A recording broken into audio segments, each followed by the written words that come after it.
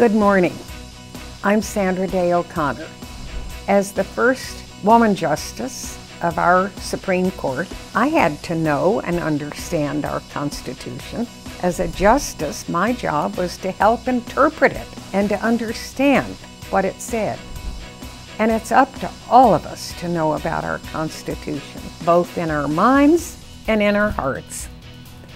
The United States Supreme Court can only make decisions about the Constitution when it considers cases brought to the court by people just like you.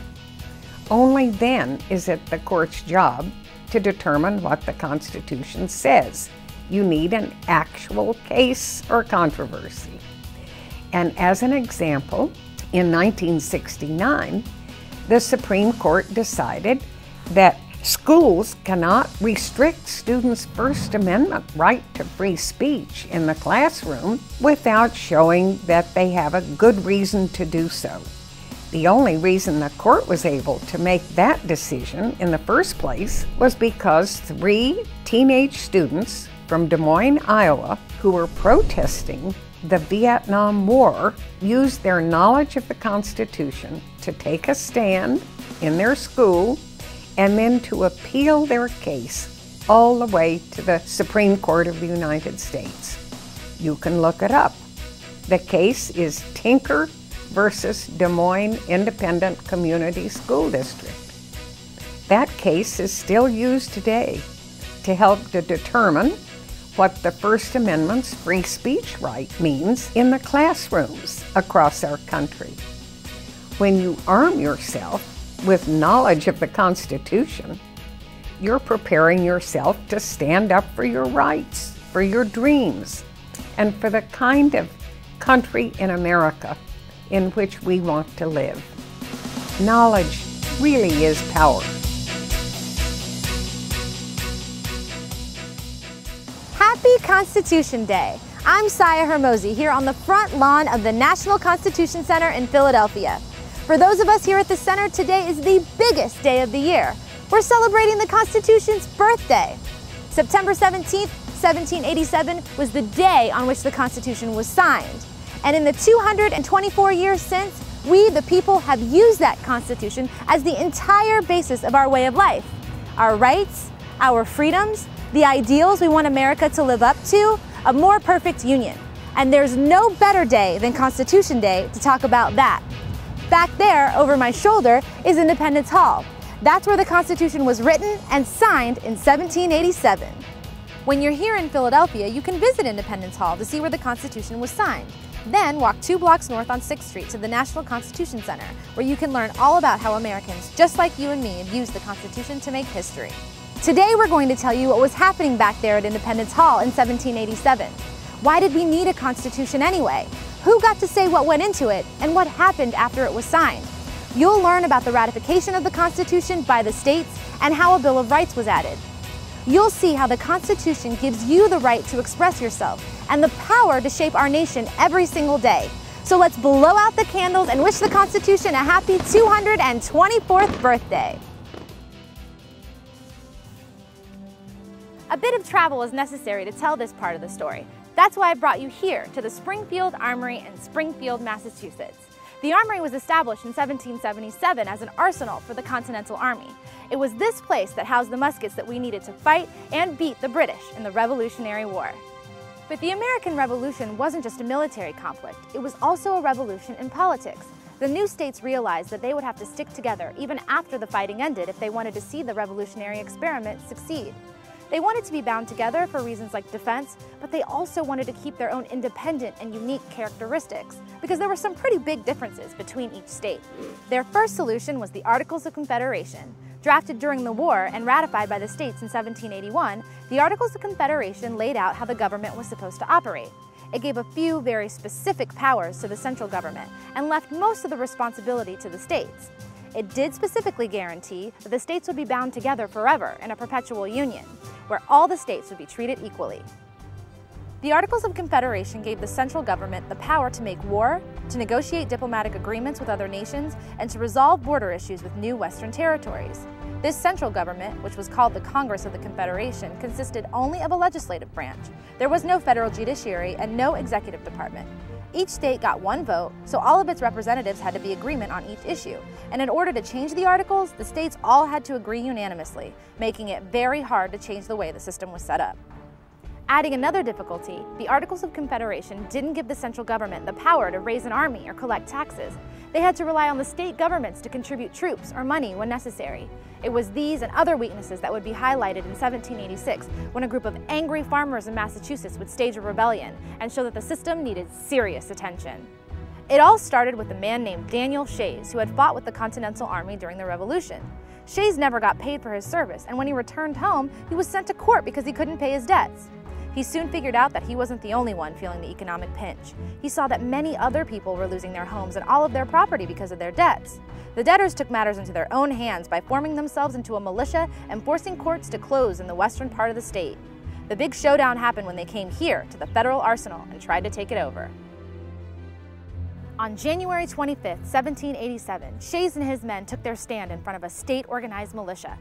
Shays was defeated, and a month later the rebellion ended.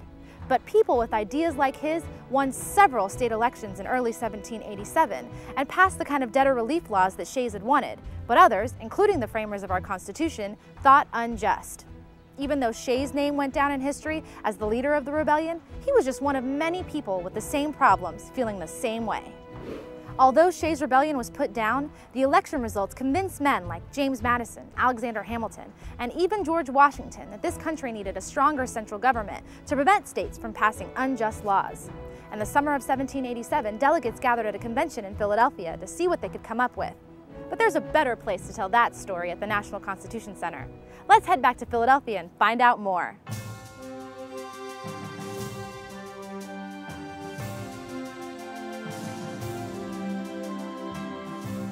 Welcome to Signers Hall, which captures the moment of the signing of the Constitution on September 17, 1787. This room is a favorite at the National Constitution Center, maybe because it feels like you're actually in the room on that historic day. Or maybe it's because visitors love to have their pictures taken with the 42 bronze delegates.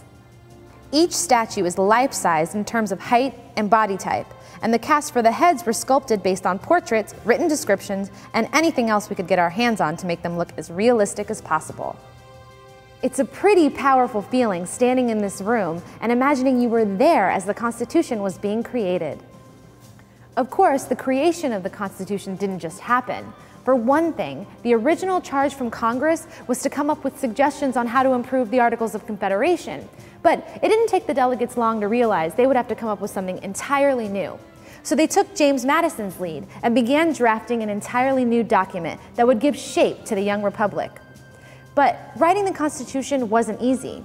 These delegates disagreed on everything you could disagree about, from taxation to state representation to how to pick a president, and of course, slavery. The last one was such a hot-button issue that the delegates left the word slavery out of the document entirely. Slavery would be a matter for the states to decide. All of us know that decision would haunt the future, and Americans would end up fighting a terrible war to resolve the issue. But that's a story for another time. Most of the compromises the delegates worked out about these issues appear in Articles 1, 2, and 3, the parts of the Constitution that lay out the structure of the federal government, defining the powers of the legislative, executive, and judicial branches, respectively. As for the rest of the Constitution and how the document won the approval of the country, I'm going to enlist the help of a friend of mine here in Signers Hall. Allow me to introduce you to Gouverneur Morris, one of the delegates from Pennsylvania. I love talking about Gouverneur Morris for a couple of reasons, not least of which is his peg leg. Morris lost his left leg in a carriage accident here in Philadelphia and wore a wooden prosthesis for the rest of his life. But in addition to his disability, which didn't slow him down much, Gouverneur is also interesting for the key role he played at the convention. He gave more speeches than any other delegate.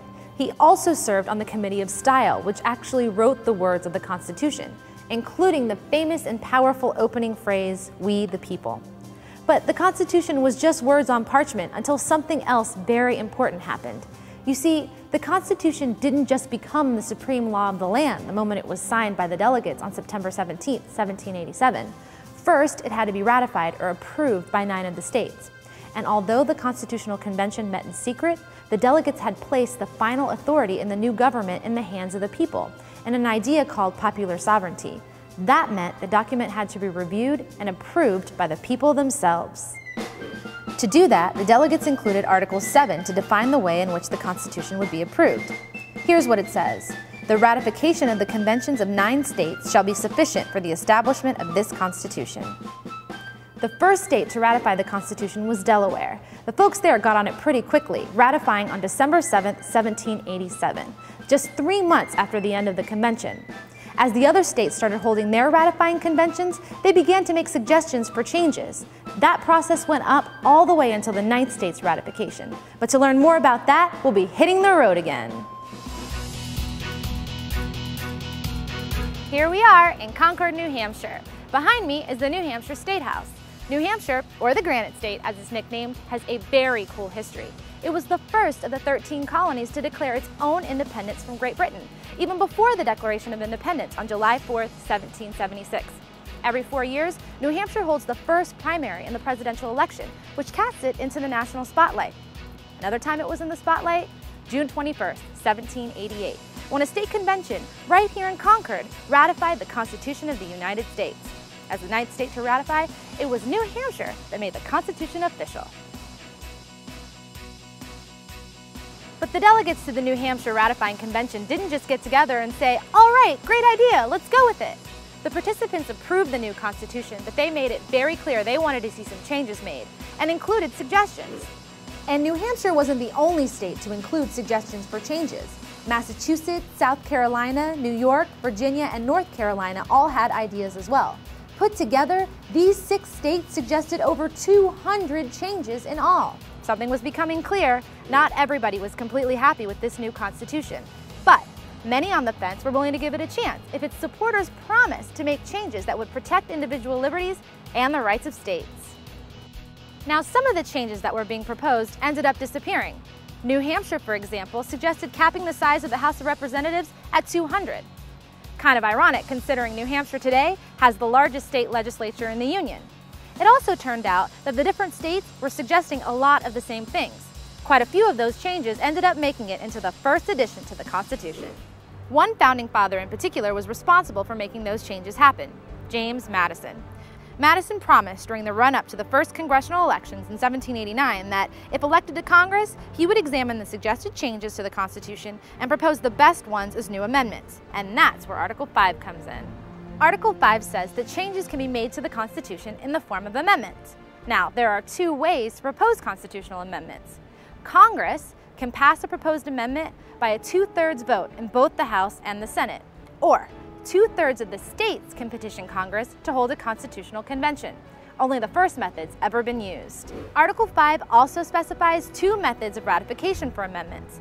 A proposed amendment can become part of the Constitution when it is approved by state legislatures or the ratifying conventions of 3/4 of the states. Congress determines which method shall be used. Only the 21st Amendment, which repealed prohibition, was ratified by state conventions. Back in 1789, when it came to Madison's suggested changes, 17 of them were approved by the House. They were then sent to the Senate, which threw some of them out and condensed some of them to come to a list of 12. At that point, a joint committee of representatives and senators ironed out the last few differences, and the 12 amendments were submitted to the states for ratification. Out of those 12, 10 were approved by the necessary number of states. And those 10 amendments are known as... Any idea? If you said the Bill of Rights, you are correct. It went into effect when ratified by Virginia on December 15, 1791. That Bill of Rights safeguards the freedoms we cherish the most, including the First Amendment, which protects your right to express yourself. We use the First Amendment every single day to have our say on things which matter to us, from our school to our neighborhoods to our nation. Here at the National Constitution Center, our town hall walls give you the opportunity to share your opinion on current events. You write it on a Post-it note and leave it there for all other visitors to see. Right now, we're asking about healthcare reform, violent video games, and divided government. But there are more ways to express yourself than on a Post-it note. Whether you paint a picture, sing a song, write a letter to a newspaper, or just talk things out with your friends, you're using your constitutional right to make a difference. And it's been used throughout our history by citizens. Citizens that have wanted to help create a more perfect union. Think about Harriet Beecher Stowe writing Uncle Tom's Cabin, a book that helped to bring about the end of slavery. Or of Langston Hughes, whose poetry about the experience of being black in America showed the world what it meant and still means to be African American. Or of all of the great musicians who have used their songs to express their opinions. Bob Dylan, Chuck D, and Lady Gaga, just to name a few. All of these go hand in hand with the speeches, newspaper articles, rallies, marches, and everyday voices that have helped shape our nation. And it all takes place under the Constitution. So use that freedom of expression. Use it in your classrooms to talk about these questions on the town hall wall. Use it in your neighborhoods to help make your community a better place. Use it whenever you feel like you've got something you want to say. It's the best birthday gift our Constitution could get, knowing that young, active citizens just like you are putting it to good use. From the National Constitution Center here in Philadelphia, I'm Saya Hermosi, wishing you a happy Constitution Day. See you next time on Constitution Hall Pass.